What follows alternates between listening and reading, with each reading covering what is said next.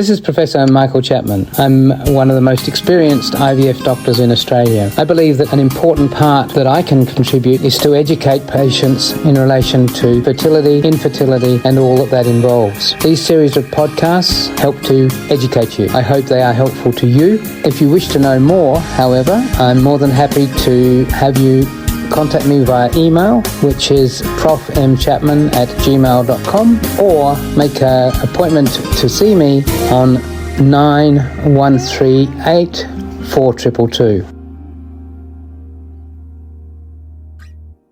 Hi there, and this is Professor Michael Chapman. I'm the Medical Director of Life Fertility Sydney, one of the newest clinics open up in Sydney, but a clinic that has expert specialists, 5 of us, who between us have over 100 years experience in treating infertility patients. Personally, I've created more than 3,500 babies and keeping on doing it. And so that expertise means that anybody coming to Life Fertility Sydney will get expert advice. So tonight, I thought we'd talk about sperm quality. So what is sperm quality? Well, to create an embryo and therefore create a baby, we need good sperm. The way in which we judge what is good sperm or not is still pretty crude. It starts with a semen analysis.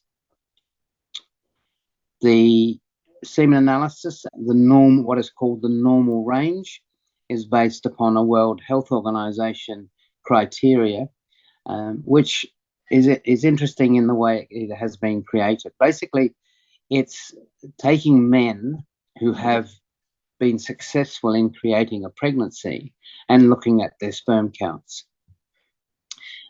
The average time for a 32-year-old woman to conceive is somewhere between in a 12-month time frame, is around about 90% chance in 12 months if the sperm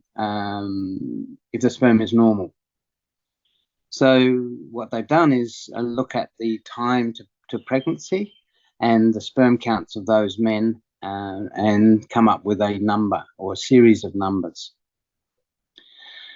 At the moment, and interestingly, the goalposts change every 3 or 4 years when they repeat those calculations and look at the samples. But to get a 90% pregnancy rate in 12 months, the first thing we look at is the actual number of sperm that a man is producing. It's actually not the number, it's actually the concentration of the sperm. So sperm or semen varies in volume from 1 to 5 mils is what's normal. And what we're looking at is the concentration of sperm in that sample. The World Health Organization say that a count of 15 million or more per milliliter of semen is consistent with that 90% pregnancy rate that I was talking about. So that's what we use as our baseline measurement. But numbers don't mean everything. They've also got to be swimmers. And again, the WHO, looking at the various sperm counts in these fertile men, has determined that at least 32% of the sperm that we see down the microscope have to be swimmers. And so anything less than that, we're concerned that they're not going to make the grade in terms of their long journey from being dumped in the vagina, ejaculated into the vagina, and finding their way through the cervix, up through the uterus, to meet the egg coming down the fallopian tube. So they have to be swimmers. They also have to be normally shaped, in other words, looking like a tadpole. The variations in shape can range from having no heads, but a tail that wiggles, to tiny little pinheads, to having 2 heads, or broken necks, or broken tails. There's a whole host of abnormalities that are seen when we look down the microscope. Interestingly, you only need 4+% of your 15 million sperm to be normally shaped to get a normal pregnancy rate. So you don't need many normal form to actually get there. But we do look at it, and we do find men where the count has dropped down to less, or the quality has declined, the morphology has declined to being less than 4%. So the other parameters we look at, that's the concentration of the sperm, whether they're swimmers, and whether they're normally shaped, or a percentage are normally shaped. If we have the normal parameters by WHO standards, we can expect the pregnancy, if everything else is normal, in a woman in her early 30s to be around 90% in 12 months.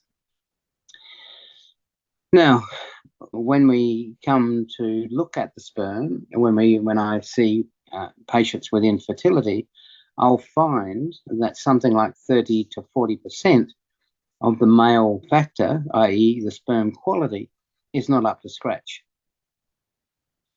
So what we are looking at is lower counts than 15 million, progressive motility less than 32%, and normal forms less than 4%. We always check it again if those parameters are low, because sperm numbers and quality does vary from almost day to day. So we always do a second test to check that what we're seeing is real.